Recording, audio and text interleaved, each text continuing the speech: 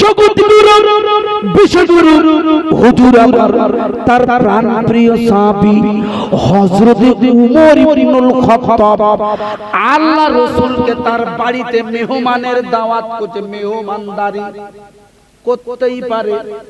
আপনারা যেমন আমাকে দাওয়াত করেছেন, আমি সারবেড়িয়া থেকে এসেছি, এটা কিন্তু সুন্নাত। এই জন্য ইমাম সাহেবের দাওয়াত করে যেমন আল্লাহ রাসূলকে দাওয়াত করেছে মেহমানদারির জন্য।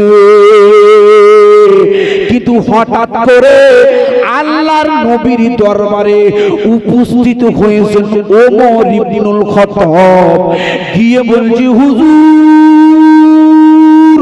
আপনি একটু তাড়াতাড়ি আসুন, একটু তড়িঘড়ি আসুন। আল্লাহর রাসূল বলছে, কেন তোমার বাড়িতে কি কোনো সমস্যা হয়েছে? বলছে, না আমার বাড়িতে কোনো সমস্যা নেই। ইয়া রাসূলুল্লাহ, ইয়া হাবিবাল্লাহ, হুজুর হুজুর হুজুর হুজুর মারাত্মক একটি ঘটনা ঘটে গেছে হুজুর। আল্লাহ রাসূল বলছে, কি আমাকে বলো। বলে, হুজুর বলা যাবে না, আমাকে আমার সাথে আপনার যেতে হবে, আমি আমি দেখিয়ে দেব। আল্লাহ রাসূল বলছে, চলো। উনি তাড়াতাড়ি করে বাড়িতে এলেন। বাড়িতে এসে দেখে দাউ দাউ দাউ দাউ করে আগুন জ্বলছে চুলাতে, আর ওই চুলার উপরে একটি কড়াই বসানো আছে গরম তেল, আর ওই গরম তেলের ভিতরে একটি মাছ, সে ফুটছে না, ভাজা হচ্ছে না ভাজি, সে অনায়াসে গরম তেলের ভিতরে চলাফেরা করছে। আগুন এমন একটি জিনিস, আগুন এমন একটি জিনিস, আগুনের পাশে মানুষের দেহে বা মাছের দেহে যদি একত্রিত হয়ে যায়, সেটি কিন্তু আর গোস্ত থাকে না, পুড়ে যায়। কথা ঠিক না বেটি? কিন্তু আশ্চর্যের ব্যাপার, কিতাব কিন্তু তাই বলছে, আল্লাহর নবী দেখছে পড়ে না। আশ্চর্য! ওমর ইবনুল খাত্তাব তিনি জিজ্ঞাসা করছে, ইয়া রাসূলুল্লাহ, ইয়া হাবিবাল্লাহ, হুজুর ব্যাপারটা কি পড়ে না কেন? আল্লাহ রাসূল বলছে, আল্লাহর হাবিব বলছে, ওমর তুমি নবী না, আমি নবী। তুমি তো নবী নও, কারণ আমি নবী, আনা খাতামান নবিয়্যু লা নবিয়্যা বাদি। আল্লাহ রাসূল বলে, ও উমর শুনে নাও, তুমি নবী নয়, আমি নবী। আমি নবী, আমার নবীর চোখ দিয়ে আমি যেটা দেখেছি তোমাদের জানিয়ে দিই, শুনে নাও, শুনে নাও, শুনে নাও। মিশরের নীল দরিয়া বলে একটি দরিয়া আছে, ওই দরিয়ার মাঝখান দিয়ে একটি জাহাজ চলছিল। ওই জাহাজের উপরে এক ব্যক্তি বসে বসে আমার সামনে দরুদ পড়ছিল, আর ওই দরুদটা শুনে এই মাছটি দিওয়ানা হয়ে যায়। কিন্তু জেলেরা লোক সামলাতে না পেরে ওই মাছটিকে জাল দিয়ে গ্রেফতার করে মদিনার বাজারে বেচে দেয়। আর সেই মাছটি তুমি কিনে নিয়ে গরম কড়াইতে দিয়ে দাও। ওই গরম কড়াইতে কেন পৃথিবীর আগুন, কেন 7টা জাহান্নামের আগুন মিলে ওই তরুদের দিওয়ানার মাছটিকে জাহান্নামের আগুন পর্যন্ত জ্বালাইতে পারে না। এটা জোরে বলে নারায়ে তাকবীর। এই জন্য দরুদ পড়তে হবে বেশি বেশি, রাসূলকে ভালোবাসতে হবে। আমার বন্ধুগণেরা, আমি আপনাকে উদাহরণ দিয়ে বুঝিয়ে দেব। রাসূলের যারা দিওয়ানা হয়েছে, রাসূলের প্রেমে যারা পড়ে গিয়েছে, তারা 1 নম্বর খাঁটি ঈমানদার হয়েছে। কথা ঠিক বললাম ভুল বললাম? আমি প্রথম শায়রিতে বলে দিয়েছি, শায়রি মানে হলো কবিতা। যাহার লাগে কান্দে রে মন তিনি মদিনায়, আর স্বপ্ন যোগে দেখা হবে হলে দিওয়ানা। কথা ঠিক বললাম না? অনেক বাবাজি চায়ের দোকানের, চোলপুরের চায়ের দোকানে গিয়ে বক্তব্য ছাড়ে। আমি আপনাদের দিয়ে উদাহরণ দিচ্ছি, মনে আবার কিছু খারাপ নেবেন না। চায়ের দোকানে গিয়ে বলে, জানিস আমি ঘুমের ঘরে 33 বার রাসূলকে দেখেছি। জ্যান্ত মিথ্যে কথা, জোরে বলুন নাউযু বিল্লাহ। মান রাআনি ফাকাদ রাআল হক, মান রাআনি ফাকাদ রাআল হক। আল্লাহ রাসূল বলেছে, যে ব্যক্তি আমাকে স্বপ্নে দেখবে ওই ব্যক্তিটি সত্য সত্য দেখবে। একটু আওয়াজ দিয়ে বলবেন সুবহানাল্লাহ। কিন্তু যে সত্যকারে দেখবে সে কোনোদিন চায়ের দোকানে বলবে না, বলবে? সে তো গোপনে রাখবে। কিন্তু আপনি চায়ের দোকানে বললেন কেন? আপনি ভাব নিচ্ছেন, ভাব। দেখো আমি কত বড় মুসল্লি, ভালো করে শোনো। আমি আপনাদের জানিয়ে দিয়ে দিই, আল্লাহর নবীকে মুহাব্বত করলেন, আল্লাহর হাবিবকে ভালোবাসলেন, ওই ব্যক্তিটি বিনা হিসাবে আল্লাহর জান্নাতে পৌঁছে যাবে। মনে করে দেখুন, জায়গাটির নাম হলো ইসরাইল। ইসরাইল বলে কোনো দেশ নেই। বর্তমান পৃথিবীর তাবড় তাবড় চিটিংবাজেরা ওরা কিন্তু দেশটাকে ওখানে রচনা করে দিয়েছে। আসলেই কিন্তু ওটা হলো প্যালেস্টাইন, যেটাকে আরবিতে বলা হয় ফিলিস্তিন। ফিলিস্তিন একটি মারাত্মক জায়গা। আল্লাহর জমিন ফিলিস্তিনে, আল্লাহর জমিন ফিলিস্তিনে হাজার হাজার হাজার হাজার নবী রাসূল ওই ফিলিস্তিনের মাটিতে শুয়ে আছে। আমার ভাই সব বর্তমান সবাই গোটা বিশ্বের নজর যেদিকে, তার নাম হলো প্যালেস্টাইন। গতকাল নিউজে দিয়েছে, গতকাল ইসরায়েলের দখলদারেরা, ইসরায়েলের সেনারা, কুলাঙ্গারের বাচ্চারা, ওরা ফিলিস্তিন বন্দীদের ধরে ধরে বন্দী করে আটক করে ওই কুলাঙ্গার সেনারা, ওই ইসরায়েলের কুলাঙ্গার বেহায়া সেনারা, প্যালেস্টাইন ঈমানওয়ালারা প্যালেস্টাইন মুসলমানদের ধরে ধরে ধরে ধরে এত নির্যাতন দেয়, এত কষ্ট দেয়। ওরা সিগারেট খেয়ে ফেলে না দিয়ে ওদের সিগারেটের আগুনটা নিয়ে প্যালেস্টাইন ঈমানওয়ালার গায়ে ছ্যাঁকা দেয়, ছ্যাঁকা। কি কষ্টে দিনটা যাপন করছে তারা।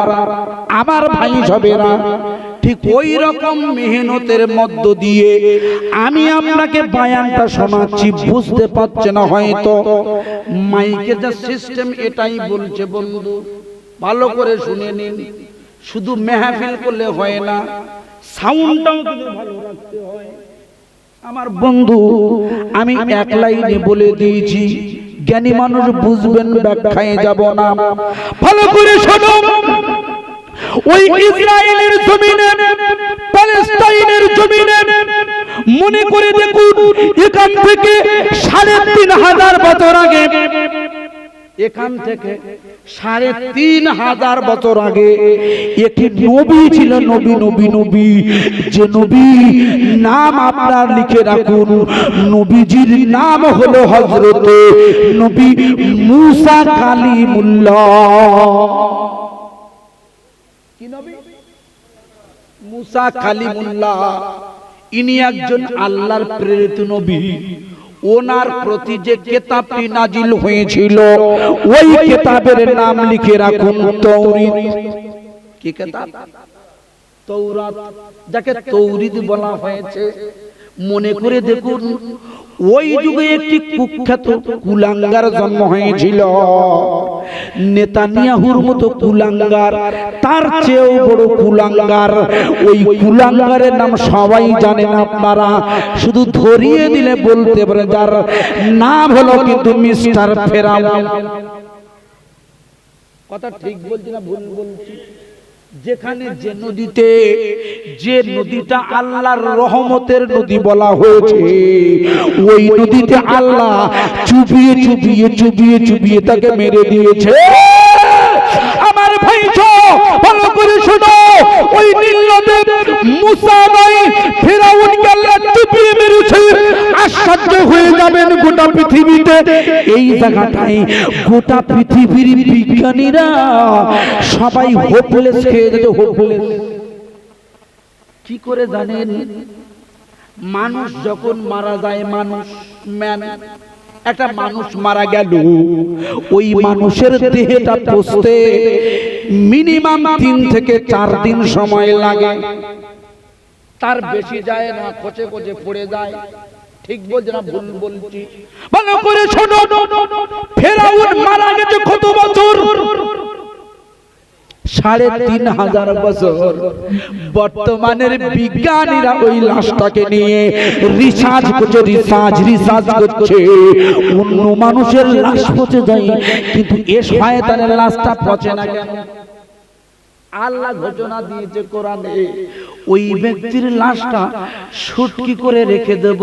তোদের বিজ্ঞান হোপলেস খেয়ে যাবে, ডিজিটাল হোপলেস খেয়ে যাবে, সব বেকার হয়ে যাবে। আমার আল্লাহর কাছে কোনো ডিজিটাল চলে না, আল্লাহর কাছে কোনো 5G চলে না।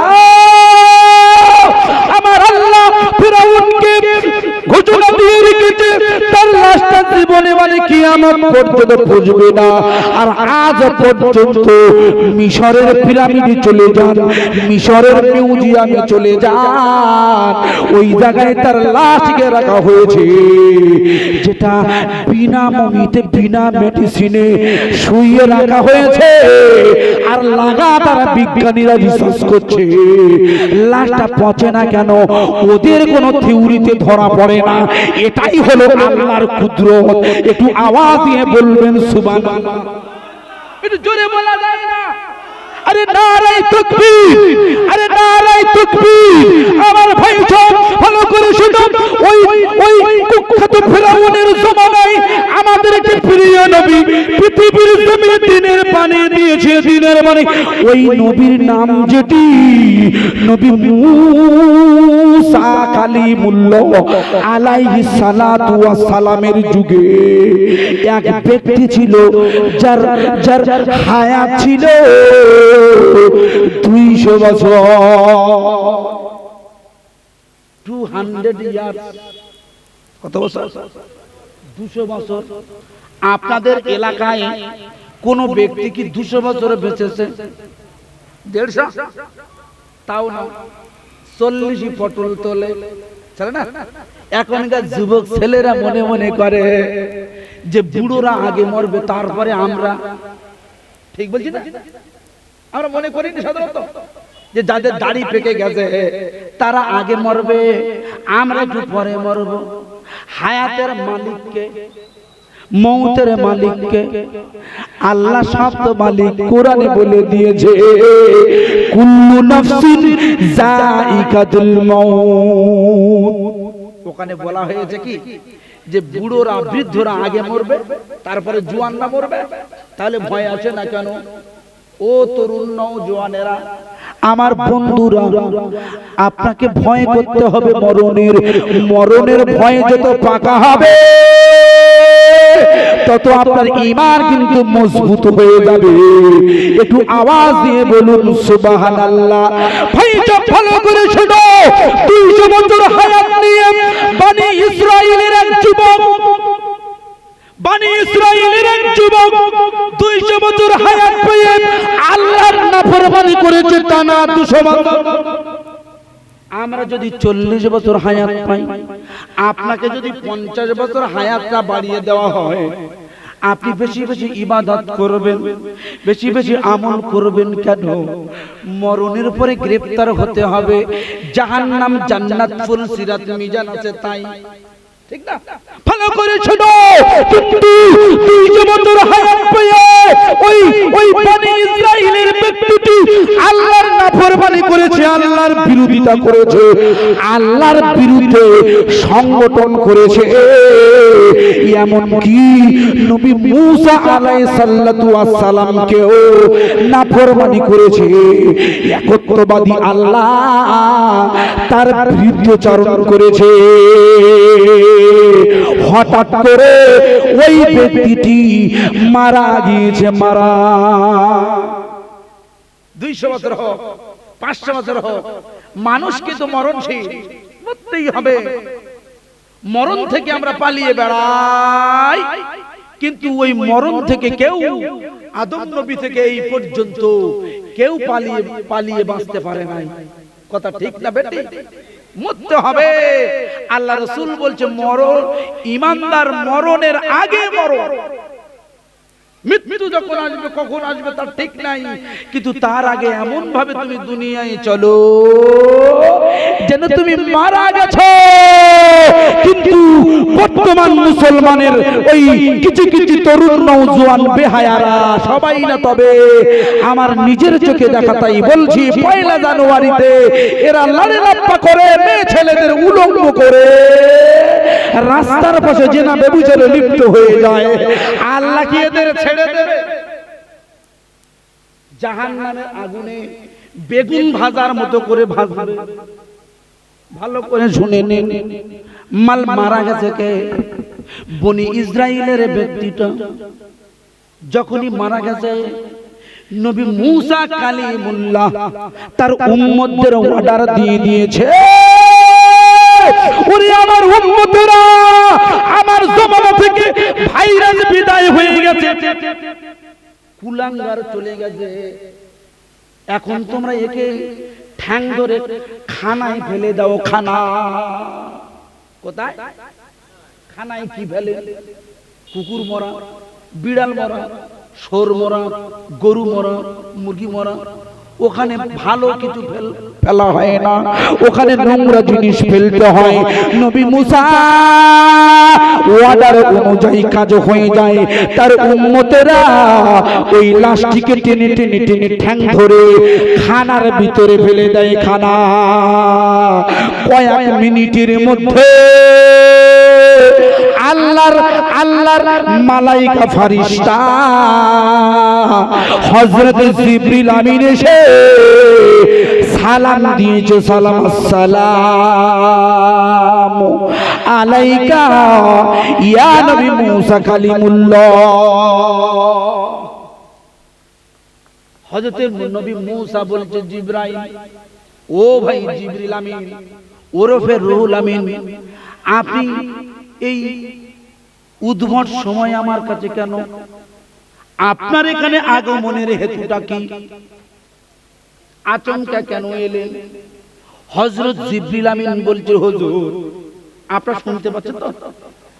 হযরত জিবরিল আমিন বলছে, হুজুর, মুসা নবীকে বলছে, হুজুর, আপনার এলাকায় এক ব্যক্তি কি মারা গেছে? বলে হ্যাঁ, 200 বছর হায়াত পেয়ে আল্লাহর নাফরমানি করে করে মারা গেছে।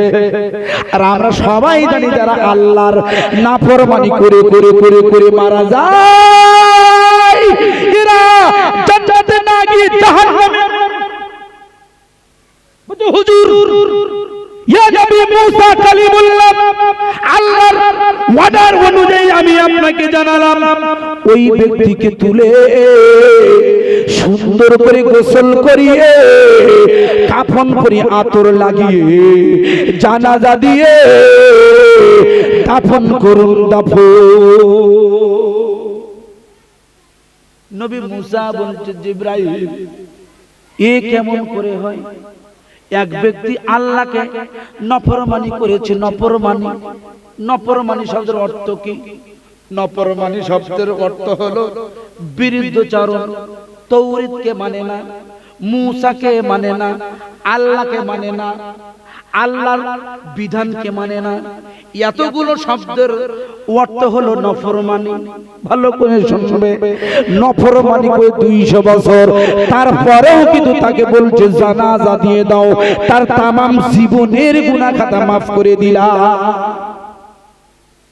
হযরতে মুসা কালিমুল্লাহ হুজুর তিনি বলছেন, আমি কেন এই পৃথিবীতে হাজার হাজার নবী এসেছে, আল্লাহর হুকুমের পায়রবি করেছে, আমি নবী মুসা, আমি আল্লাহর হুকুমের গোলাম, আমি হুকুম অবশ্যই পালন করব। নবী ভাই জিবরাইল আমিন, ও ভাই জিবরিল আমিন, আমার মনের ভিতরে বড় আশা হয়, বড় ইচ্ছে হয়, আল্লাহ পাক কেন এই চূড়ান্ত পর্যায়ের গুনাহগারকে মাফ করে দিয়েছে, মাফ আমাকে একটু জানান।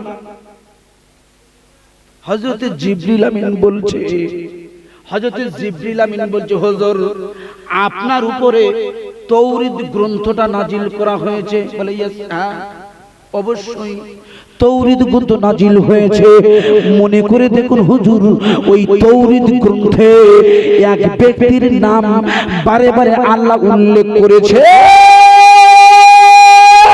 ওই হিব্রু ভাষায় ওই তৌরাত গ্রন্থটির ভিতরে এক ব্যক্তির নাম বারে বারে আল্লাহ ঘোষণা করেছে।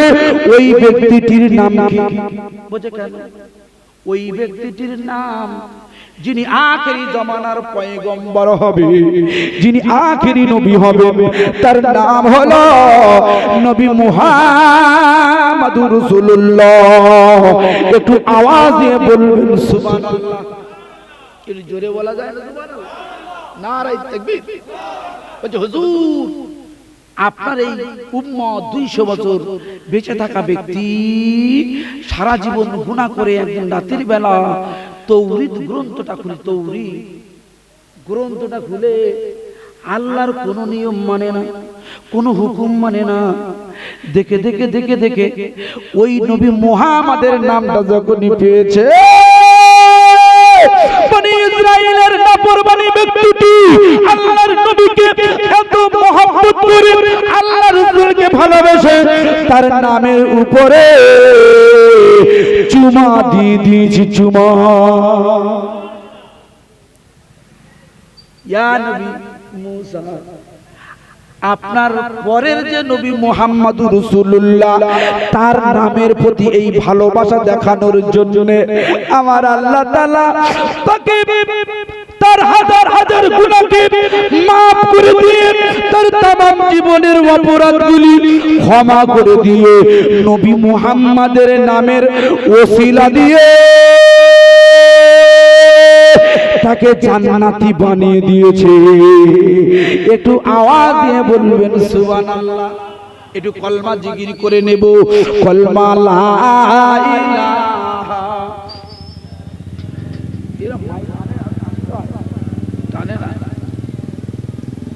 কষ্ট দেওয়া শুধু মানুষের। মুহাম্মাদুর রাসূলুল্লাহ নবী এলেন দুনিয়ায়, নবী এলেন দুনিয়ায়, আবু জাহেল নিল বিদায়। ভাই বসার জায়গা নেই ভাই, আপনার একটু বসে যান না ভাই, বসে যান। খুব সুন্দর, অনেক মানুষ শুনছে ওয়াজ। আল্লাহ পাক 7টা জাহান্নাম তৈরি করেছে, 8টা জান্নাত তৈরি করেছে। তো সবাই যদি জান্নাতে যাব, জাহান্নামে যাবে কে? এই এখানে যাদের সিট আছে মনে কিছু নেবেন না, আপনাদের বলে প্রত্যেক জায়গা থাকে এরকম মাঝে মধ্যে, এই সিটগুলো সব জাহান্নামীদের, লিখে নেন। পরে বিজ্ঞ আলেম আজ মুক্তি যাবে, শুনে নেবেন। এখানে যেন তেন মানুষ চান্স পায় না, খুব সাবধান হয়ে যান। এখন ইদানিং মেহফিলগুলোকে ভুলুণ্ঠিত করার জন্য কিছু কিছু শয়তান উঠে পড়ে লেগেছে, আর তারপরেও কিছু কিছু ফিতনাবাজ আলেম উলামা বার হয়ে এই দ্বীন ইসলামকে শেষ করে দিচ্ছে। একটু আওয়াজ দিয়ে বলুন নাউযুবিল্লাহ। এই জন্য মহব্বতের সাথে নবী এলেন দুনিয়ায়, নবী এলেন দুনিয়ায়, আবু জাহেল নিল বিদায়। কলমার বাণী কলমার ধারা পৃথিবীতে আজ রয়ে যায়। এমন নবী দুনিয়াতে, এমন নবী দুনিয়াতে হইনি হবে না। তুলনা তো দূরের কথা, ছায়া মেলে না। কলমা লা ইলাহা, একটু জোরে পড়ে, লা ইলাহা মুহাম্মাদুর রাসূলুল্লাহ।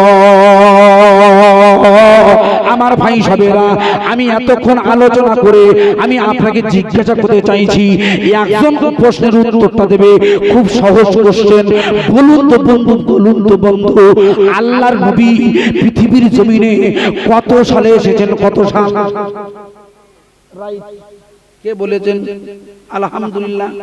আপনি তো আলেম পাস, আপনি বাদ দিয়ে উত্তর দেবেন। এবারে এতে জানালো আমাকে ভাই রুহুল কুদ্দুস ভাই, ইনি আমাকে ইনভাইট করেছেন আপনাদের মাহফিলে। আপনাকে বাদ দিয়ে বলছি, আপনি তো জানেন সবকিছু। যারা আলেম মানুষ বসে বলবেন না, আমি সাধারণ শ্রোতাদেরকে জিজ্ঞাসা করতে চাইছি, বলুন তো বন্ধু, বলুন তো মুরব্বী, তরুণ, নওজোয়ানেরা, আল্লাহ রাসূল পৃথিবীর জমিনে কেন প্রশ্নগুলো রাখছি জানেন? আমি এসে শুনছিলাম আপনাদের এই মাহফিলে গত দিনে 40,000 টাকার প্রাইজ আপনারা দিয়েছেন কোরআনের খেদমতে, তাই তো? এর লক্ষণটা ভালো না খারাপ? অবশ্যই ভালো, 100 বার ভালো। কুইজ যেটা জিজ্ঞাসা করছি, প্রশ্ন যেটা জিজ্ঞাসা করছি, এটাও কিন্তু ভালো, চূড়ান্ত পর্যায়ের। বলুন তো আলেমান বাদ দিয়ে সাধারণ শ্রোতা, আল্লাহর নবী যে মাসে জন্ম নিয়েছেন ওই মাসের নামটা কি? আরবি মাস 12 রবিউল আউয়াল। ঠিক বলেছেন আমার ভাইজান, মানে শ্রোতারা সাঙ্গা আছে, তাহলে সুবহানাল্লাহ তো আসতে গেলে জোরে দেবে না? এবার সেটা জোরে দেবে। আলোচনা ডিস্টার্ব হচ্ছে ভাই, মন দিয়ে শুনবেন বন্ধু, ভালো করে শোনো, না বেশি গেজে করো না। আমার বন্ধুরা, যেটা আপনাকে বুঝিয়ে দিচ্ছি, ভালো করে শুনে নিন। আমি আলোচনার শুরুতে মহান কুরআনুল কারীম থেকে আমি একটি আয়াতে কারিমা পেশ করেছি। আয়াতে কারিমা, ও ভাই আমার আলোচনা শুনছেন কি? আলোচনা শুনছেন কি? আমি কুরআনুল কারীমের একটি আয়াতে কারিমা তেলাওয়াত করেছি। আয়াতে কারিমা আমার ভাই সব খুব ভালো করে শুনবেন। যেখান থেকে কুরআনের আয়াতটা তেলাওয়াতে এনেছি, এই সূরাটির নাম লিখে রাখুন আপনারা। সূরাটির নাম হলো সূরা ইয়াসিন। কোন সূরা? তুমি জোরে বলুন। সূরা ইয়াসিন। সূরা ইয়াসিনটাকে মুফাসসিরিনে কিরামগণ বলে দিয়েছেন, সূরা ইয়াসিন হলো কুরআনের একটি দিল, কুরআনের কলিজা, হৃদয়। ও ভাই অনুরোধ করে আসতে কথা বলো, যা ঠিক আছে কথা বলো। খুব এগুলো খারাপ জিনিস, আলোচনা ডিস্টার্ব, মস্তিষ্ক ঘুরে গেলে সমস্যা হয়। এই আদতগুলো আগে ছিল না, ইদানিং বাংলাদেশ থেকে সব এপারে পার হচ্ছে ভাইরাস। খুব সাবধান হয়ে যান, এই ভাইরাস মারাত্মক ভাইরাস। কেন? আদবে আবেদ হয়, বিয়াদবে শয়তান। যাই হোক, আর কিছু বলবে না, মাইকে সব ঠিক আছে, বাদ দাও। যখন যেমন তখন তেমন চালাতে হয়, দুঃখিত হওয়ার কিছু নেই। ভালো করে শুনে নিন, আল্লাহর কুরআনুল কারীমের ওই সূরা ইয়াসিনটাকে দিল বলা হয়েছে, হৃদয়। আপনি অবাক হয়ে যাবেন তথ্যটা জানলে। কুরআনুল কারীম, আপনাদের এখানে ফজরে আজান হয় তো? ফজরে আজান হয় না? ফজরে কারা কারা জানেন তো? হাত তোলেন তো, হাত তোলেন, হাত তোলেন। কারা কারা জানেন? আলহামদুলিল্লাহ। লজ্জিত হওয়ার কিছু নেই, এটা হলো শিক্ষালয়, এটি হলো শেখার জায়গা। এখান থেকেই কিন্তু জান্নাতের প্রথম ধাপটা শুরু হয়।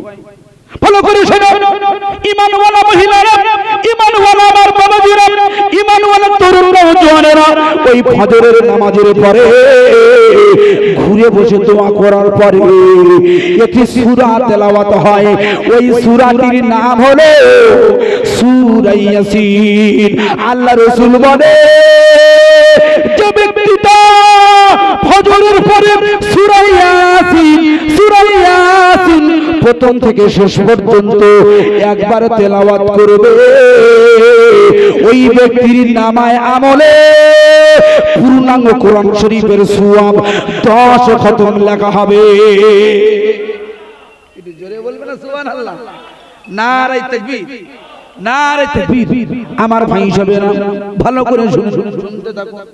আমি আপনাকে যেটা বোঝাতে চাইছি, এই কুরআনুল কারীমের এই সূরা থেকে প্রথম নম্বর আয়াত আমি পেশ করেছি কি, আরো একবার পড়ি, বিসমিল্লাহির রহমানির রহিম। পরম করুণাময় আল্লাহর নামে শুরু করছি। কি শুরু করছি? কোরআন পড়তে গেলে বিসমিল্লাহ পড়তে হয়। ইয়াসিন পড়েছি না পড়িনি?